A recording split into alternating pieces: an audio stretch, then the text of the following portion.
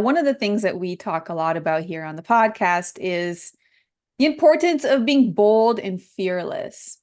And those are two qualities that sometimes we have to find. It doesn't come naturally to us. We're not born sometimes bold and fearless. And our guest today is going to share her story of finding her bold and her fearless self. So today we have Stephanie Steeves, who is the Global Director of Marketing at Merck Animal Health. And she has some really fun stories to share with us today. So welcome, Stephanie. Thank you so much, Eva, for having me. So you've been bold in many situations. Let's start with when you didn't get what you wanted. There was something that you wanted. And often when we're trying to pursue what we want, we have to be bold a little bit. So was there a situation like that? Absolutely. So I've had a pretty interesting career arc. My career started in Canada, and I'm now located in New Jersey at my company's head office. And the big one that I can think of is the bold time that I applied for the first global job. I had a manager at the time who recommended that a job came up that I was qualified for, which would be a stretch. It was probably going to have a lot of applicants and a very competitive applicant pool. Why not apply, right? I think in terms of women, sometimes we can count ourselves out and wait until we're 100% ready for that application and we tick all the boxes. But in my case, the manager that I had was great and said, look, apply. What do you have to lose other than a couple of hours of preparing your application? And you really have everything to gain. So I did apply for that role. I put my whole self into it. I did recognize that other people may be more qualified than me, but why hold back? So I presented what I do and how I do things differently than maybe other applicants who I knew would be applying. I did not get the job, but that led me to my first global role because I guess I wowed the panel who did the interviews. And when a similar role came up, the panel actually became my advocate and told the next hiring manager, you have to hire this person because she really came across as strong and confident in the interview. And the role that came up was a great fit because they really needed someone who was creative. It was almost like a startup group that we were working on. And that really allowed me to stretch. And so sometimes the role you apply for, you're not going to get it, or that thing that you really want, you're not going to get it. But you may get something else that you're better suited to at the time. And funny enough, the job that I applied for is actually the job I'm in today. So I always say I applied for my job before I was ready, but I eventually found my path into that job, which I really wanted to do, was the ultimate goal. But life sometimes has other plans for us, but it doesn't mean you can count yourself out, because had I have not applied the first time that I didn't get it, I wouldn't be where I am today. So number one, you applied for something even though you weren't feeling prepared for it and you didn't get the job. But what it did was raise awareness. It was a form of selling yourself Yeah. and who you are and what you stand for and what you want to people who have certain power, who have certain decision-making capabilities, and you wowed them. So let's understand that a little bit. What happened in that interview? How did you act? Was there something? How did you show up? And did you tell them that you were looking for a global role? How did they know that this other role that came up later was the best role for you? Great question. In corporate life is what I can speak most to. There's a lot of closed door discussions. So you may not be in the room at the time where someone's saying, hey, this role is coming up.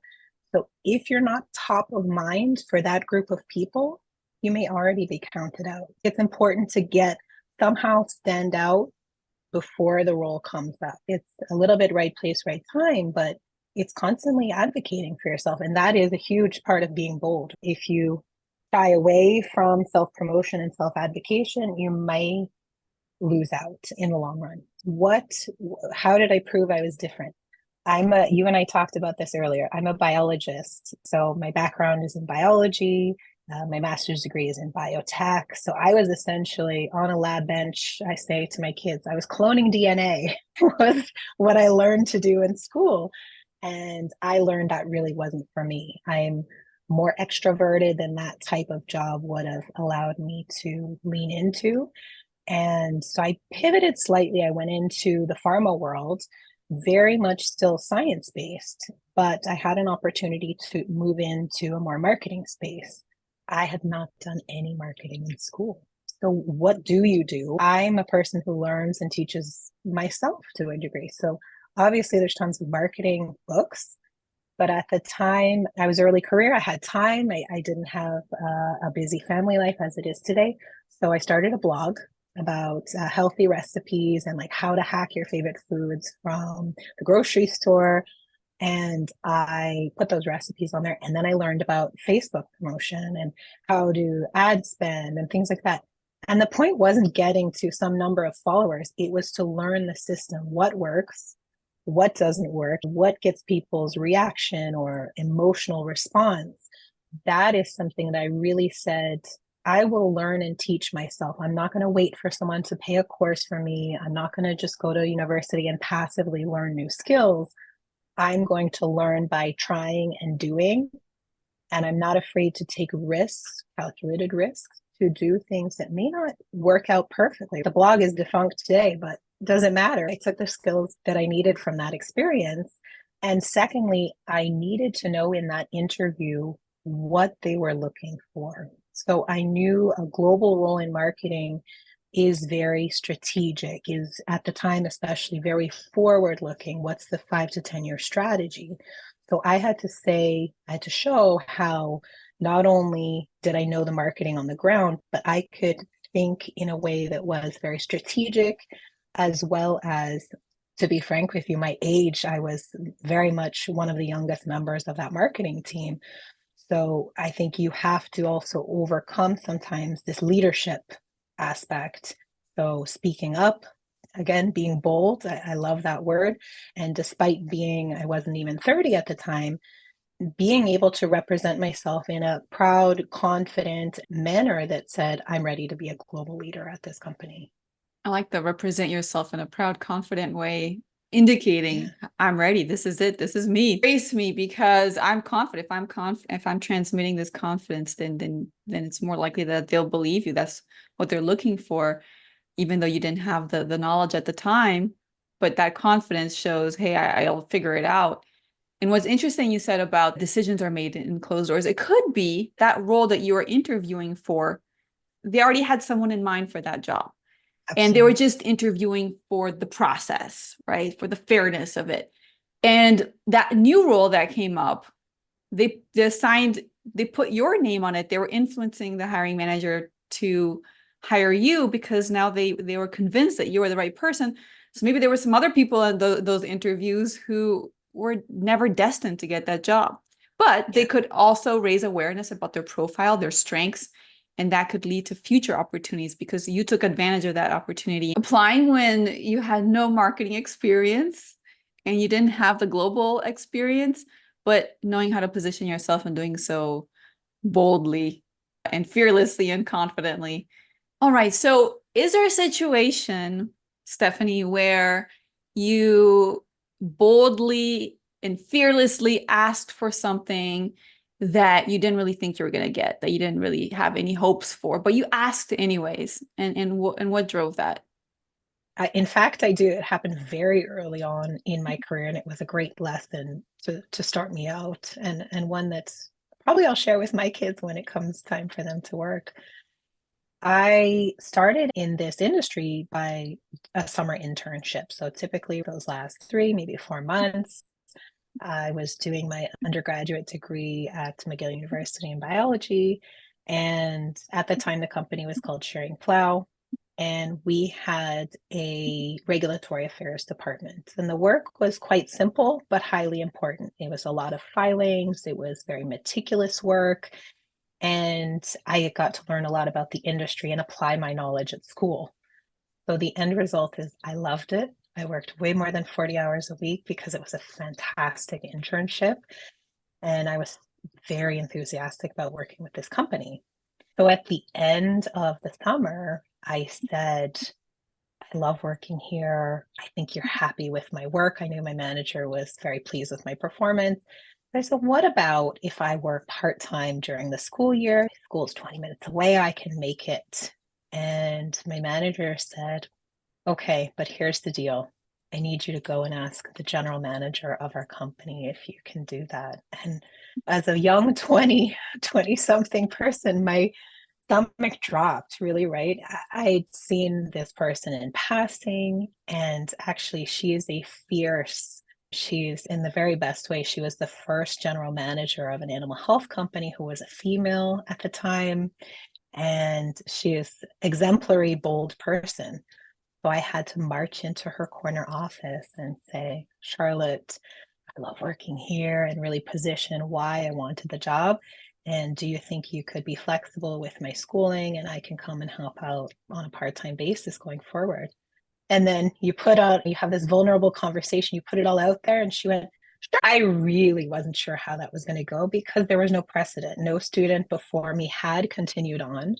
But again, the worst case I was going to get is no, we can't do that. So no loss, no gain, really. It took a 5 minute conversation and a lot of guts, gulp, and you go into the corner office.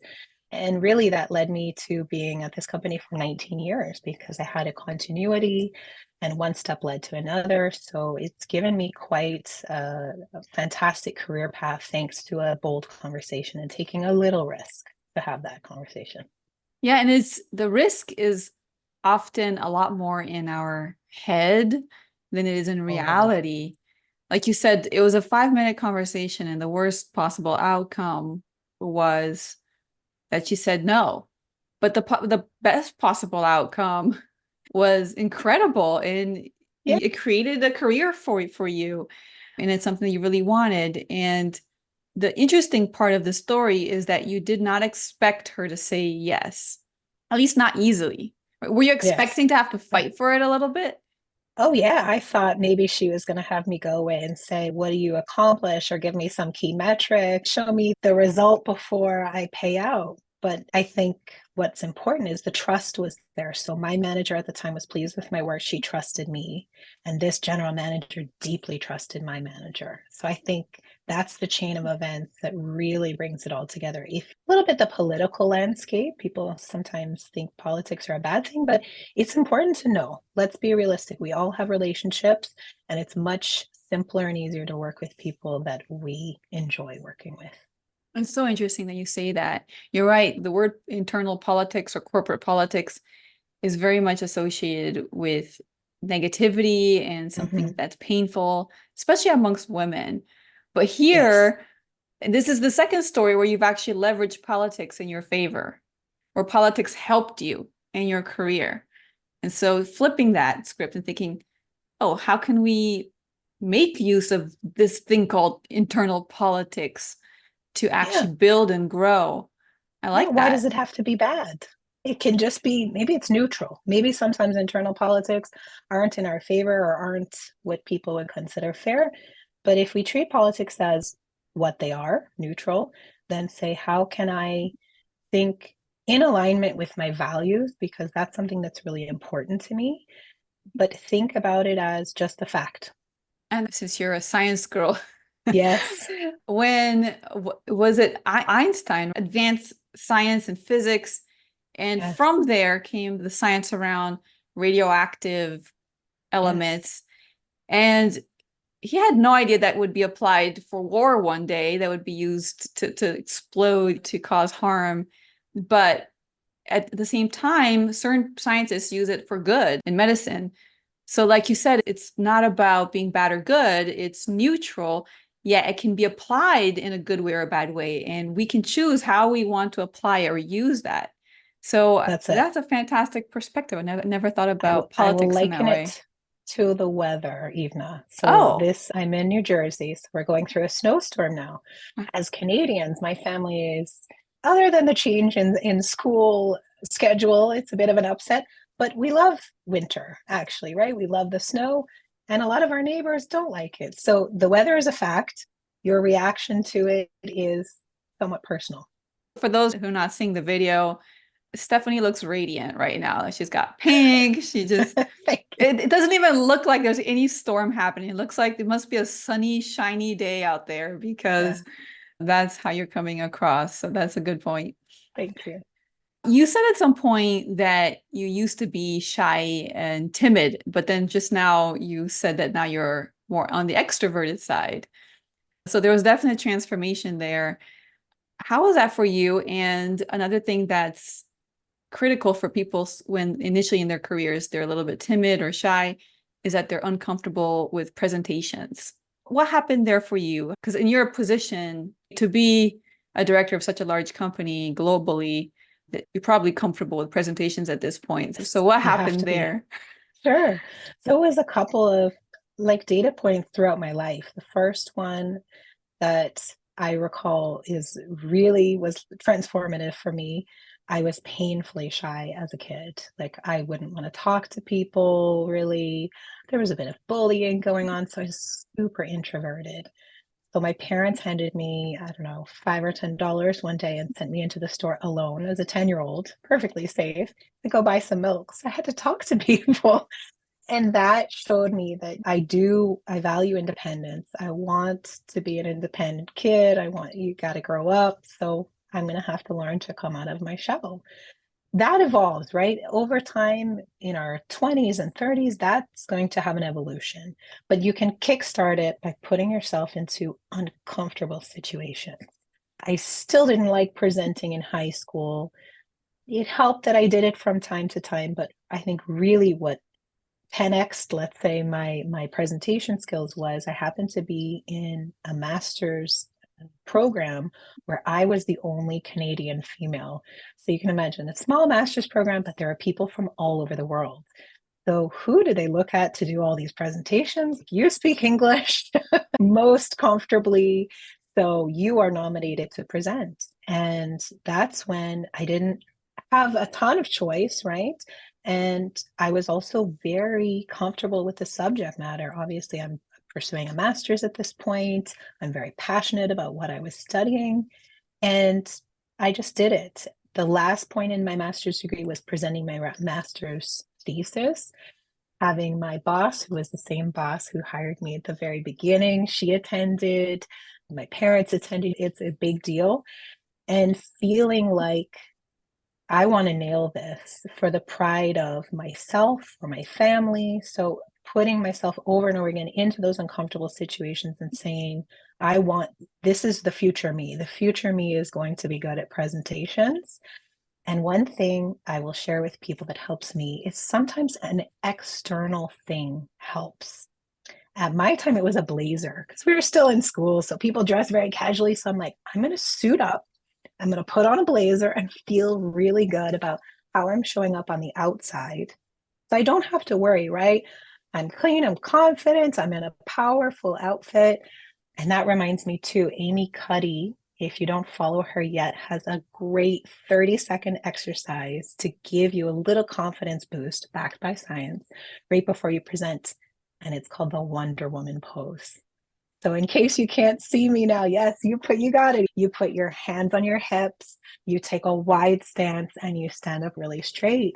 And you can do that in the bathroom so that it's private. And just that and a few deep breaths, that really helps. And the last thing I will share is that I have a colleague who I consider a rock star presenter. One of the PowerPoints she designed likened our vaccine to a bunch of different Beatles songs. And I thought, what a storyteller. And then she confessed to me that she gets stressed out every time she jumps on stage. And I thought, if Linnea gets stressed out every time she gets on stage, and I see her as like she could have given TED Talks, I see her as the ultimate presenter, then it's okay if I get stressed out on stage. What if again, I'm going to flip. A lot of people talk about gaslighting now, and I heard a great expression. Why don't we gaslight ourselves into saying, instead of scared, why don't I gaslight myself that I'm so excited? And that's why my palms are sweating, because the physiological response to fear and stress and that negativity is very similar to excitement. So if you tell yourself, just trick ourselves a little bit, I'm excited about this, it's going to go great. over time, it's not going to happen overnight, but over time, do it again and again. And now I actually enjoy giving presentations. And I think my largest presentation was in front of a group of 400 people. And how was that for you? It was good. There's ups and downs in life. So that was not my best presentation. And what I learned from that is someone changed the presentation on me an hour before we started. And I thought, oh, I'm comfortable with this. But 99% of the presentations, I know the material back to front. I practice. I feel good about it. 99% is a pretty good statistic. Pretty good. How many Yeah. times do you practice before you go on stage on average? Oh, so I challenged our whole team this year. We were doing a product launch in Italy, and I knew we would have, call it 200 people in the room. And my training is not veterinary. I didn't go to veterinary school, and most of the people in the room were veterinarians. So I already knew, okay, this is a very technical crowd. And I challenged our whole team to do it TED Talk style, no words on the slides, we were allowed notes on the confidence monitor. I practiced telling it like a story from weeks before, right? Because first of all, I wrote it myself. I chose hero images that would help trigger my thoughts. I think for a 10 or 15-minute presentation, I think I had 6 or 7 slides and images, and each image was the trigger for the next little chapter of the story. So I practiced it probably 30 to 50 times easily.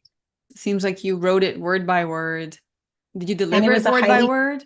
No, I played with the words, but the key there was highly technical presentation. So I'm saying disease words. I'm making sure some of them are very similar, IBD and ILT. You could see how those ones can get confused, and I couldn't confuse them. It was important that I nailed those technical words because of my audience. I knew they would lose confidence in me if I started confusing things. So the words, the story, the words that I chose were less important, but nailing those highly technical pieces were the most critical part. So choose what's most important.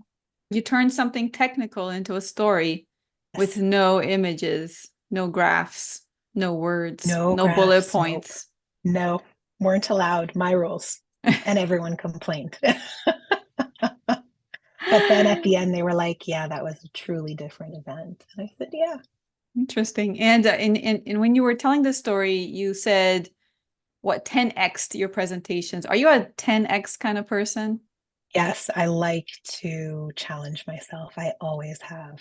I like to think like, how can we take this and make it just so much better?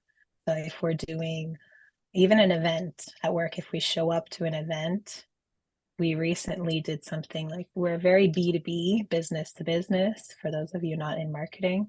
And it's easy to say, here's a technical paper. I went to our team and I said, what if we do a talk show about our technical stuff? So it just catapults it to another level. I love thinking how you can amplify yourself and your work because it's number one, it's fun and you learn a lot. You grow when you 10x something. Yeah, it's very interesting that you have this analytical, science-based side of your brain because of your training. Yes. But now that you're Yeah. in marketing, you're clearly very creative. Even the way you look right now is like very creative and energetic and in the stories. So you're constantly pairing those two things in the way you communicate. So I thought that was really interesting. And I also liked your tips of what you use to build that excitement, right? Instead of anxiety during Fear. these presentations, which is to suit up and feel good and feel powerful, dress in a way that makes you feel powerful and talk about things that you're passionate about and really plan these things out ahead. So going from being scared of asking for milk in the store to Yes. where you are now, that's a long Right. way. Yeah, it is. It's fun to look back, isn't it? It is. You know, one of the things that I had when I was a child was I used to stutter a lot, and that made it really hard to ask for things in the store. Sure, of course. I worked with a coach too. That's one thing that I didn't mention. During Mm. COVID, I decided to invest in myself. So that's one little piece. So I'll say whether it's outside, whether it's corporate sponsored or your own money, seek out a coach who's really good at that. So that's something that for me was really worth it. And he worked with a lot of people who stutter to help them. Oh. It's in your breath. So he said, treat it like a song that you're speaking and have a nice cadence and volume and confidence. This comes into play. Yeah, you invested in yourself in your public speaking because didn't you do Yes, Toastmasters as well? I do actively do You Toastmasters. Yes, still actively do I do. Toastmaster. You hired a presentation speech coach, and there was some Yes. course that you did as well. I did. It's funny because every time we have some kind of event during one of my maternity leaves, I was off. And of course, at the very beginning, you're in this very new mode of motherhood. It was our second child. But as she grew and started taking naps, I said, I want to learn something new and I'm not back at work yet. So I hired a LinkedIn coach as well to say, how can I show up better on LinkedIn? How can I better use this as a tool? Because I've always been curious about social media. And I think investing in yourself, there's the money piece, right? You have to financially pay for these coaches, but it's also the time. And are you doing both the lessons and the homework?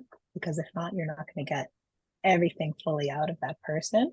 For me, it's critical. And my husband has done the same thing. He's taken some career change, and at those critical points, if you really want to improve in something or make a change, I think it's very worth it to invest in a coach because that's their expertise. So it's a shortcut. I absolutely agree with that.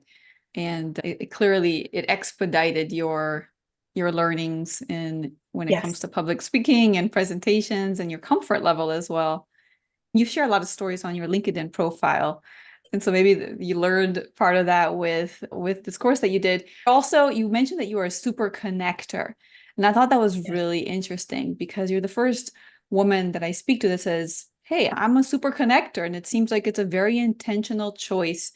So I'd love to learn more about that. How did you become a super connector? Why did you become a super connector? What does it mean to be a super connector? Sure.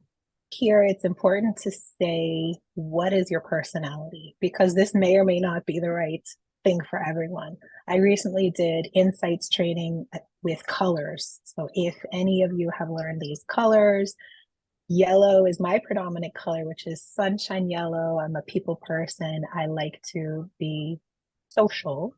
But it's funny because my second color is like red, which is almost the opposite of this color wheel, which is be bright, be brief, be gone, opposite of sunshine yellow.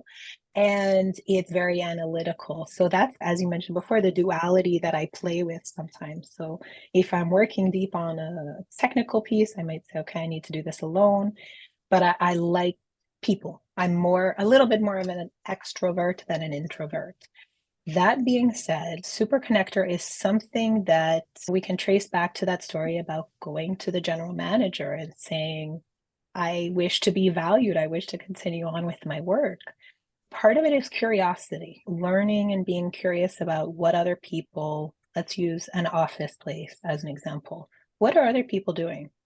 Why are they doing it? What processes can you learn from them?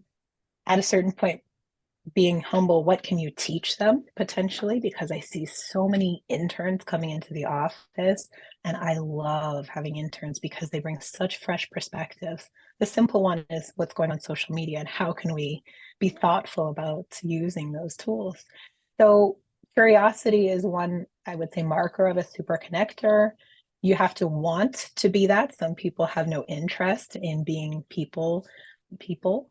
And I think so many times I hear your network is your net worth.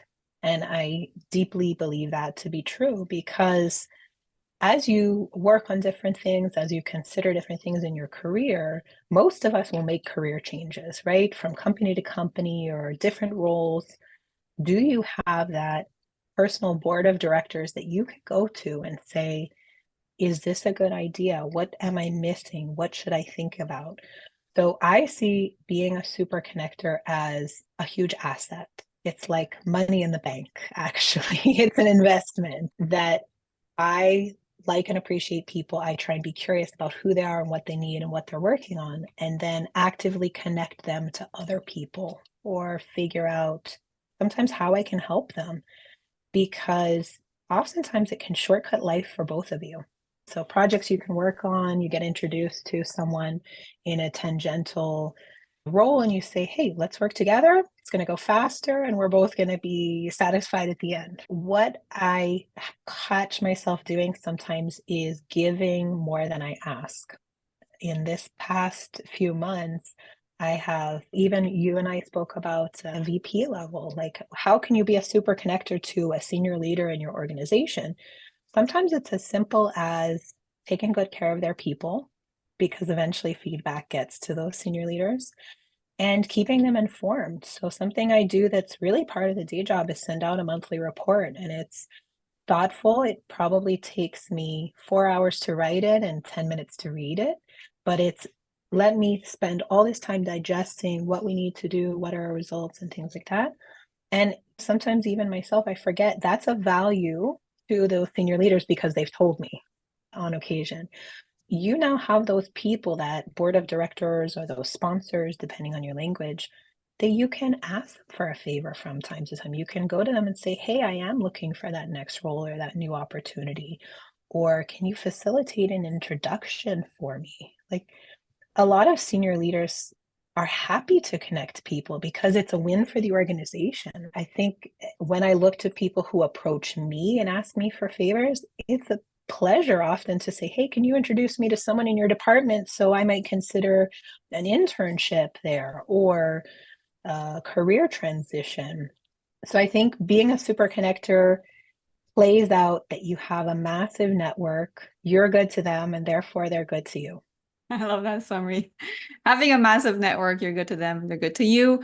You talked about it's refreshing to hear from women because I hear these things a lot from men, but you said something around that having a massive network or being a super connector, you're associated with having money in the bank, which is Yes, interesting coming from a woman because I see a lot of women shy away from that or getting the career opportunity that you want or having access to someone who can help you get that promotion, right? I think that it's fine because you're, like you said, you're putting a lot in, you're sharing a lot, you're yes, giving a lot. And I think it's perfectly fair for you to also get something in return from all that investment of time, it especially is. because Absolutely. everybody enjoys giving to some extent. Just like you said, you like giving. And so asking and then having other people give you if they want to give you, why not? I may misquote this, but I read last night The Boy, the Mole, the Fox, and the Horse. Do you know this book? No. It's a beautiful book to read, and it's family friendly. And it's these conversations between the boy and the animals with beautiful black and white paintings or drawings. And I think it said something like, what's the most, the boy says to the mole, what's the most important thing you've ever said? And the word was help. And I thought it was so beautiful. And it just reminded me that people rarely will people say no to help. They may say, not right now. They may say, I can't, but someone else will. But I rarely hear a flat no, I can't help you from people. Usually people love to help. It's innate that I think in most humans that, oh, sure, I can do that. And often it's a pay it forward situation. So I look often when I ask one person, and when I give, I might give to another. I am approached by a lot of mid and early career professionals who are asking for a one off or an ongoing mentoring. And I give my time with pleasure, and I never expect anything in return. That's sometimes it's a pay it forward. Yeah, I think it is. I agree with you. At the end of the day, even let's say when you ask someone, hey, I'm looking for a role in this position, the fact that you're being promoted is an asset to society because you'll be able to give more when you're in Yes, a higher position. So even that, it's just the whole thing builds on itself. And then you'll be able to also mentor more women or more people earlier in their careers, and it keeps on going. Let me ask a question about the fearful side, because you said we talked about fearlessness, right? And sometimes we have to lean in to certain fears. So when have you done something that was a little bit scary, but you still did it? You did it anyways. yes, this is a great question. Probably one of my favorites. I have a very good friend in Canada. So it goes back to that have your personal board of directors. And I was given this offer of moving to our global head office for this big career jump. And at the time, I had just had a baby. So picture this. I am meeting this friend for lunch. She works in politics. I see her as wise and worldly. And I'm pushing my baby on a stroller on a hot summer day, meeting her for lunch on maternity leave. And I said to her, I just got this huge opportunity and I don't know what to do. And I expected her to say all the reasons why I couldn't. You just had a baby. You just moved down the street from me. You said you were going to be my neighbor. You just bought a house. You just got married a year ago. How can you make your husband move? And instead, she turned and looked at me and she said, You have to do this. You have to do it. And then she sent me home to watch a TED Talk called Choose Fear. If people want to look it up, it's Chris Cummins' Choose Fear. It was a TEDx event. And the whole thing is lean into that fear because obviously calculated, right? Calculated risks. We have to think about calculated fear. If it's terrifying and unsafe, that's not what we're talking about today. But if it's big and scary and exciting in equal measure, then it might be like my friend Jen says, you have to lean into it and see what happens. I ended up sacrificing about 7 months of maternity leave because at the time I was in Canada, we have a 12-month maternity leave. And of course I asked, can I stay here? Can I come later? And it was like, no, the job is here and now. And spoke to my husband about it and we came up with a family plan, right? So he was going to stay home with our child, which I know is still fairly uncommon these days for the fathers to stay home. And I would go to work. And of course, in this global job, I was traveling a lot. So we knew one of us would have to stay home. And again, I spoke to people who already did this kind of shift. I actually spoke to someone who had come from our Canadian organization, moved to the global organization, used my super connector network and said, how do I do it? What are the impacts on my family? What are the things I need to consider? And we made a plan and then we did it.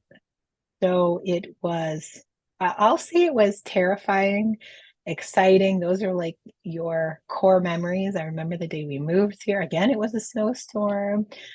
And just having an infant in a new country and being a young family. At the same time, it was exhilarating because my first trip was with not just the general manager at the time, now the president of our company. We traveled to Norway to do this trade show. He spoke, and I said, Look what fear brings you, right? Look at this whole new world where when you lean into fear, this kind of, I don't know, big doors open where you bet on yourself when you choose fear. You bet on yourself when you choose fear. And in this case, you weren't fearless, but you leaned in to your fear. You were bold by taking those calculated risks. Yeah. And it absolutely paid off for you. Yes, I would say yes. And we had some short and long-term plans of family. And my husband knew that moving to where we are today would be good for his long-term career. So he's now more satisfied than ever in his long-term career path. So I think the other recommendation I have to say is it's going to be scary for the first year, right? Whatever that fear, that big scary monster is, it's usually going to take a year to get through it. And then the going gets good. And people say, how did you do it? And the cool thing about that is you can give them a blueprint like people shared with me, right? Here's some tips and advice and things like that. And here you are sharing your tips, showing it can Yeah, be done. And don't talk yourself out of an opportunity just because you're not sure how you're going to deal with your current situation, with those babies, with the family, with the other jobs, with the house, or that's it. whatever it is that could feel like it's in the way of you and that opportunity, right? It's I better to think give it there's a two chance. pieces. Yeah, there's two pieces. What are your aspirations? For me, my career aspiration was very important. Motherhood was very important. But what are your non-negotiables? My house was negotiable. We had just bought our forever house 6 months before, but we said it's a house is a house, right? For us, at least. But I think it's important. Each person is going to have a different set of non-negotiables. And for me, family was a non-negotiable too. So we decided to make a much smaller house, much closer to the office, because with travel and things like that, I knew I would be away a lot. And I said, okay, then the commute has to be 20 minutes or less so I can be home with my family in the evenings. Yeah, so you found something positive. Obviously, the experience itself was great, but even with the housing situation, you found something that you could do that would be a win as well. Those shorter commutes and being able to focus on that extra time with the family. There's always a Exactly. way. Sometimes we There's get so always a focused way. on the how, oh my gosh, we can't, Yes. how, but think about what you want, what those non-negotiables are, and then figure out the how. That's what I'm Yes. hearing from you. Yeah, I think you don't have to have the whole roadmap. Sometimes you just, it's a little maze, you know, those little maze kid games that they play. You just got to go around each corner one by one and say, oh, here we are now. Just jump. Just jump. I like that. Just jump. Yeah.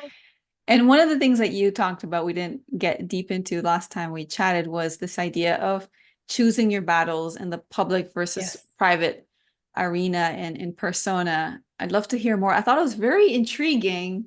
So I'd love to hear more about it.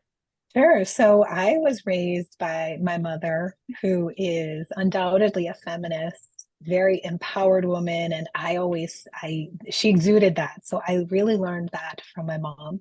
So a little shout out to her. And I think when you're a teenager, I read recently, like you end up always latching on to something, some cause or something that's true to you. And my mom started teaching me that pick your bat, what's going to be your cause? Because you can only spread yourself so thin. You only have so much energy for so many things. My cause, I would say, is first it started off as women. And then the more that I started reading into women and how we do in STEM, so science, technology, and math, and some people put STEAM in there with art. The more I read about it, the more I thought we have some challenges here because simple things like when they study science class, they know that young girls, women are called on less than their male peers, or their marks may not be as good because they are not given the same amount of focus. And it's no one person's fault, no one structure's fault, but that led me more and more into the desire to support women in STEM and how they can lean into their full capacity. Because I hear way too often, again, people shying away from applying from the job or people not speaking up to own their work and own their genius, really, in even in meeting rooms. So that is truly my mission in life, is that empowerment of women and girls in STEM. However, there's the day job, there's the night job, which is the family job. There's other things in your life, self-care time, travel, whatever. There's only so many hours in a day. So that's the first competing priorities. How and when will you promote that mission? And the last piece I will say is thoughtfully, depending on where you work, they may or may not be supportive of that mission. I'm very lucky that my corporation is very supportive. However, you also have to be thoughtful about how you show up in public. Not everyone may agree with you. There's a lot of confounding things. So, what I learned, and this is a very recent lesson, I will say, is that public versus private support. What can I support in public? For example, I tend to use my LinkedIn page to advocate for women.